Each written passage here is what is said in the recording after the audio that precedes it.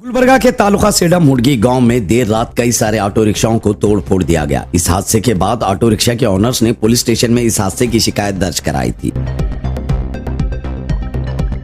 इस हादसे के बाद दूसरे दिन देर रात मल्लू तलकुर नामी रौडी शीटर ने कंप्लेंट दर्ज कराए हुए सभी ऑटो ड्राइवर्स को तेजधार हथियार से हमला कर फरार हो गया। ये वही मल्लू तलकुर है जिसने एक दिन पहले ऑटो रिक्शाओं को तोड़ फोड़ दिया था। इस हादसे में 7 से 8 ऑटो ड्राइवर्स बुरी तरह घायल हो गए हैं और इन सभी को गवर्नमेंट ट्रोमा केयर हॉस्पिटल में भर्ती कराया गया है। इस हादसे के बाद दलित सेना के Ashraf Ali government trauma care hospital पहुंचे और जख्मी हुए ऑटो ड्राइवर्स के साथ बात की और बताया कि ऑटो ड्राइवर्स की कंप्लेंट के बाद हमला करने वालों के खिलाफ सख्त एक्शन लिया जाता तो यह हादसा नहीं होता। अशरफ अली ने गुलबर्गा डिस्ट्रिक्ट के सुपरिटेंडेंट ऑफ पुलिस से अपील की है कि ऑटो ड्राइवर्स पर हमला करने वालों के खिलाफ सख्त एक्शन लिया जाए और इस पूरे मामले की जांच की जाए। अस्सलाम वालेकुम, जय भीम, जय टिप्पू सुल्तान।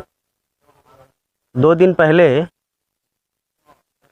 सेडम तालुका हुडगी विलेज में कुछ मुस्लिम ऑटोज़ को फोड़ा गया है, टापों को फाड़ा गया है, जिसकी वजह से जो ऑटो ओनर हैं उन्होंने पुलिस कंप्लेंट की थी।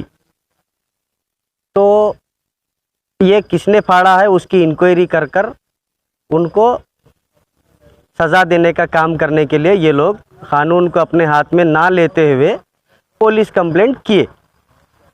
तो नेक्स्ट डे आज रात में 9 साढ़े 9 बजे के दरमियान जो मल्लू तेलकुर नाम का रौडी शीटर, उसने इन लोगों के घर पर जाकर तलवार से हमला किया।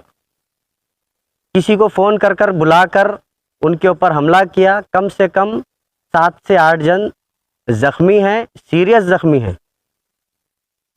बहुत सारे 3 से 4 लोगों के ऊपर सर पर अटैक हुआ है।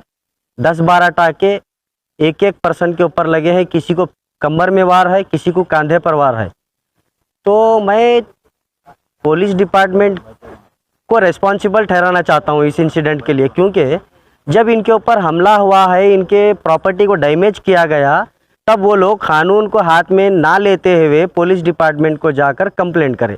अगर पुलिस डिपार्टमेंट उन पर कार्रवाई करता तो आज ये इंसिडेंट नहीं होता था। मैं जहाँ तक समझता हूँ ये जो इंसिडेंट हुआ है उसकी पूरी रिस्पॉन्सिबिलिटी पुलिस डिपार्टमेंट की है। आज एक मुक़द्दस रात है, शबे बारात आज रात है। हम लोग रात में जाग कर नमाज़ पढ़ते हैं, इबादत करते हैं और इसी के साथ ही साथ दुआ करते हैं कि हमारा भारत, हमारा देश अमन और सुकून से रहे, हमारा सिटी अमन और सुकून से रहे, हमारा विलेज अमन और सुकून से रहे। इसकी हम दुआ करते हैं। और इस मौके पर, इस मुक़द्दस रात में ये लोग जो आकर हमला कर रहे हैं, अगर पुलिस डिपार्टमेंट इनके ऊपर कार्रवाई करता तो ये इंसिडेंट नहीं होता था। ये पूरी रिस्पॉन्सिबिलिटी मैं पुलिस डिपार्टमेंट की मानता हूँ। और एसपी साहब का काम था इंसिडेंट जब हुआ है तो उसकी कार्रवाई करना, जो कि नहीं करे। अभी इलेक्शन का माहौल है, ये कहीं ना कहीं माहौल को बिगाड़ने की कोशिश की गई है।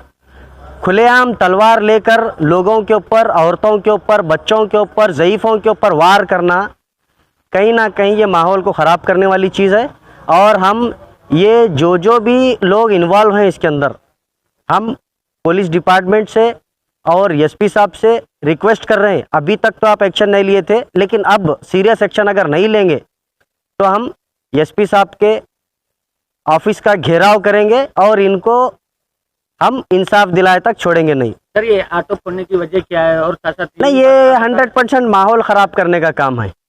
अगर ये माहौल ख़राब करने का काम नहीं होता तो टारगेट कर कर मुस्लिम ही के ऑटो को क्यों फोड़े? सोचने की बात है ये।